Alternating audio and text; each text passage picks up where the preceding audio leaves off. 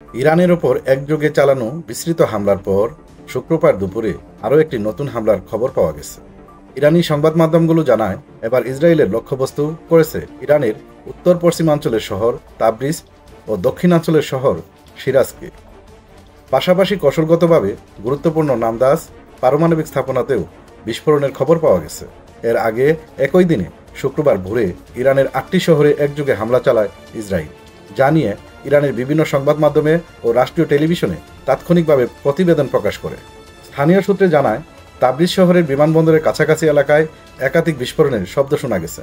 পূর্ব Azerbaijan প্রদেশেও নতুন বিস্ফোরণের খবর নিশ্চিত করেছে রাষ্ট্রীয় টেলিভিশন।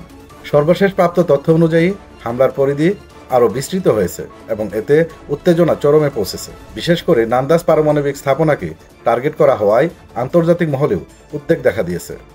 তবে এখন পর্যন্ত এই নতুন হামলা সম্পর্কে ইসরায়েলের পক্ষ থেকে আনুষ্ঠানিক কোনো মন্তব্য আসেনি। বিশ্লেষকরা বলছেন, ইসরায়েলের ধারাবাহিক হামলা এবং ইরানের প্রতিক্রিয়া এই দুই পক্ষের উত্তেজনার মাত্রা এমন এক পর্যায়ে পৌঁছেছে যেখানে সরাসরি সংঘাতের আশঙ্কা আর উড়িয়ে দেওয়া যাচ্ছে না।